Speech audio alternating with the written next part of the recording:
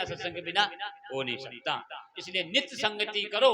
संगति, अरे और कार्य तो बड़ा असंभव हो सकता है, और कार्य में तो कोई बाधा आ सकती है, लेकिन आपकी संगति करने में कोई बाधा ही नहीं है। बताओ, ऐसे कहे कोई हमसे नहीं को चलो अपने अपने आप को याद करो, तो फिर क्या करना पड़ेगा? आंख मूंदनी पड़ेगी, या कान मूंदना पड़ेगा, या जबान बंद करनी पड़ेगी, या हाथ पैर बांधने पड़े, क्या करना पड़ेगा? अपने आप को स्वयं, अपने आप को सभी अपने आप को करो याद।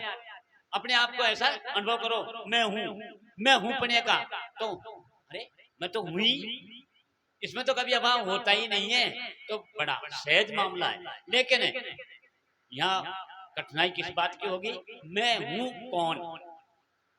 अगर मैं शरीर हूं, मैं इंद्रिय हूं, मैं प्राण हूं, मैं कर्म हूं, मैं भोग हूं, मैं सृष्टि हूं, मैं संसार हूं, मैं पदार्थ हूं, तब तो मामला बैठेगा नहीं।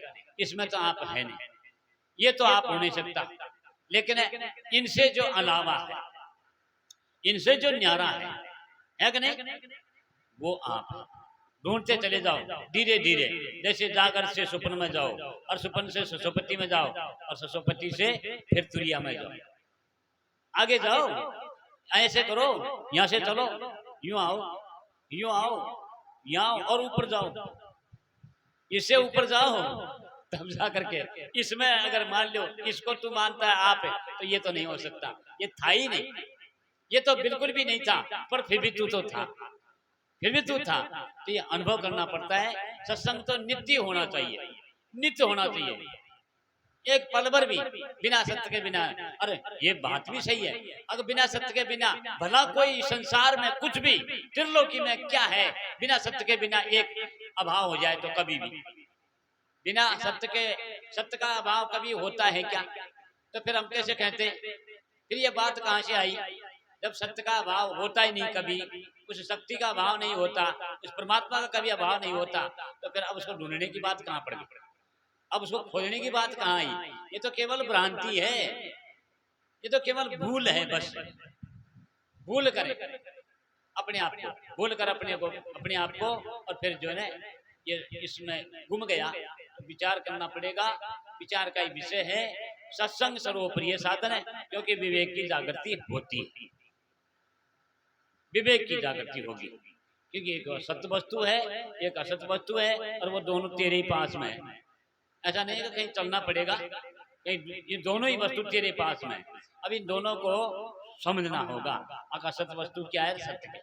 जब निर्णय हो जाएगा, इसका निर्णय करने का नाम ही सत्य सत्संग है, इसी को विवेक कहते हैं। जब विवेक हो जाएगा, निर्णय जब हो जाएगा, तो फिर अपने आप ही छोड़ने की बात नहीं रहेगी, फिर ये बात नहीं रहेगी, अगर इसका त्याग करने की बात नहीं रहेगी, फिर तो अपने आप ही वैराग्य हो जाएगा। और वैराग्य जब हो जाएगा, तो फिर सठ संपत्ति तो आ ही जाएंगे। फिर ये जो कुछ हमें आज महसूस करते हैं ना, अपने आप में तापों का महसूस करते हैं, भूख प्यास का, जो भी कुछ क्रियाएं हो रही हैं प्रकृति का, जो हम अपने आप में जो दुख सुख महसूस कर रहे हैं, वो अपने आप हट जाएंगे, उनको सहन करने की शक्ति आ जाएगी। समदम श्रद्धा तीसरी समाधान उपरांत छठी दीक्षा जानकर भिन्न भिन्न करके नाम, ये जो है इनसे आपको निजात मिलेगी, इनसे आपको निवृत्ति मिलेगी, और फिर बाद में आपको स्वयं को अपने आप में उस आनंद का अनुभूति करेगा। अनुभव तो सभी करते हैं, आनंद का दुख सुख का अनुभव तो सभी करते हैं, लेकिन वो जो दुख सुख का अनुभव कर रहे हैं, वो दुख सुख दोनों ही झूठ है। जिस सुख का हमने आज अनुभव किया, वो भी थोड़ी देर बाद में वो गायब हो जाएगा, और जिस दुख का हम अनुभव कर रहे हैं, वो भी गायब हो जाएगा। दोनों की छुट्टी है यहाँ। लेकिन वास्तविक में जो सुख है, वो सुख को जिनको एक बार वो चख गया, जिनको वो आनंद आ गया, निज आनंद की प्राप्ति हो गई, फिर वो दोबारा उनके अंदर ये घटना नहीं हो सकती। लेकिन थोड़ा पुरुषार्थ करना पड़ेगा। जैसे हम, अरे घी तो दूध में होता है, सभी जानते हैं, लेकिन कब होता है? उसकी क्रिया करनी पड़ती है भाई, उसको गर्म करना पड़ता है, ठंडा करके उसको जमाना पड़ता है, फिर उसके मथन करना पड़ता है, छाछ करनी पड़ती है, तब जाकर के। लेकिन घी निकालने के बाद में, जब घी निकल ही जाएगा, फिर वापस आप उस छाछ में डाल दो, नहीं मिलेगा, फिर नहीं मिलेगा। लेकर निकाल ले, एक बार निकल गया तो फिर मिलने का सवाल ही नहीं है। फिर तो छाछ में ऊपर ही तरेगा लक्ष्य। ऐसे ही इसमें से जब अपने आप को बाहर निकाल लेगा, शोधन करके, है कि नहीं, विचार करके, समझ करके। लेकिन एक बात और कहूंगा मैं, समझ तो है, ऐसा तो नहीं हो सकता कि समझ नहीं है। समझ तो है लेकिन रमज नहीं है। समझ रमज का कर ले मेला। समझ तो है, बताओ भला, सब विद्वान है, सब जानते हैं। कौन नहीं जानता, बताओ, सब जानते हैं कि ये ठीक है, ये ठीक नहीं है, ये ऐसा है, ये ऐसा है। शब्द भी अर्थ भी करना जानते हैं, हम वाणी भी जानते हैं, वाणी को अर्थ करना भी जानते हैं। हाँ, क्यों नहीं, हम तो शास्त्रों का भी उठा करके उसमें से भी जो है ये शब्दार्थ कर देते हैं। सारी बात है, लेकिन बात नहीं बन रही, क्यों? रमज नहीं है। समझ तो है, ऐसा तो हो नहीं सकता कि कोई मनुष्य होकर के ना समझता हो, खूब समझता है, लेकिन रमज नहीं है। समझ रमज का कर ले मेला। ये समझ है, वो रमज आ गई तो समझ है, रमज नहीं आई तो फिर वो समझ नहीं है, उसको समझ नहीं कहते हैं। भला बताओ, खूब तो भोजन करे और भूख नहीं मिटी तो फिर भोजन का तात्पर्य? अरे भला वो भोजन किस काम का जो भूख न मिटा सके? भला वो पानी किस काम का जो प्यास न मिट सके? भला वो ज्ञान किस काम का जो अज्ञान न मिट सके? भला वो गुरु किस काम का जो अपने शिष्य का कल्याण नहीं कर सके? क्या फायदा? वो शास्त्र किस बात का जो हमारे अंदर वो विचार न पैदा कर सके, समझ नहीं सके? वो ज्ञान किस काम का? अरे वो प्रकाश किस काम का जो अंधेरा न मिट सके? उजाला ही उजाला वो खूब है। सबन ना हाथ में कोई ने काई उजालो ले रखे, कोई ने काई उजालो, सबन का हाथ में उजालो और गैलोई को दिख रही हो, बताओ, नहीं है ना बात? ये है बात। तो बहुत अच्छी बात, धन्यवाद देता हूँ इस परिवार को।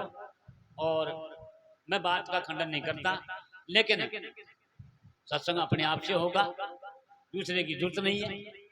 दूसरे की, अगर दूसरे की जरूरत मान ली तो फिर मान लेना, फिर वो सत्संग नहीं है। सत्संग तो आपसे होगा, खुद करेगा, खुद का विषय है, खुद को समझेगा, इसलिए अपने आप से जुड़ जाए, अपने आप से जुड़ जाए।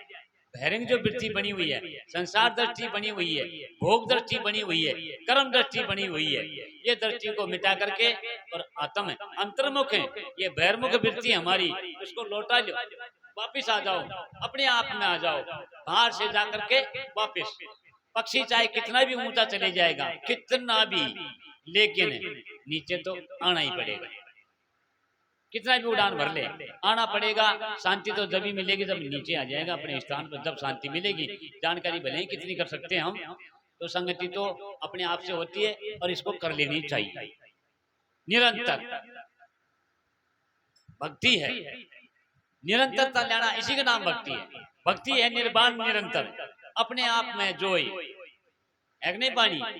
भक्ति है निर्वाण, है नहीं, और निरंतर, निरंतरता जो होती है उसी को भक्ति कहते हैं। और जहाँ निरंतरता नहीं है तो फिर वो भक्ति नहीं है, वो भजन नहीं है, वो ज्ञान नहीं है, वो ध्यान नहीं है।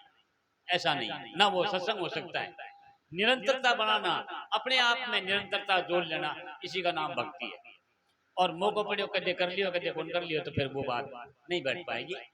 ये है बात। तो अब मैं ज्यादा क्या बोलूं, वाणियों में जो है महापुरुषों ने कसर छोड़ी कौन। अब तो समझे तो बात जरा सी, और नहीं तो फिर तो कोई अंत तो है नहीं। लेकिन ये एक बात जरूर कही है, वाणी बहु प्रकार की जिनका आदि न अंत, अंत नहीं है साहब।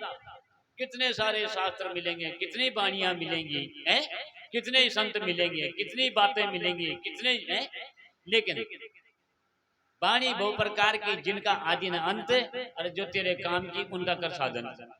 एक मैं थोड़ा सा और बोल रहा हूँ, समय लग जाएगा। देखो एक बहुत अच्छी बात समझ में आई, मेरे जो समझ में आई मैं वो उसको बोल रहा हूँ।